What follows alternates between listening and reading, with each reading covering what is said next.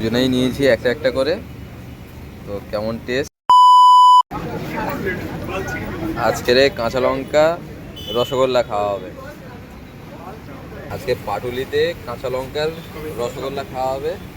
কিরকম টেস্ট চলো। দুজনেই নিয়েছি একটা একটা করে। তো কেমন টেস্ট ট্রাই করি, করে জানাচ্ছি। চলো, এক হাত দিয়ে ফোন আর এক হাত দিয়ে খাবার তো খাওয়া যায় না।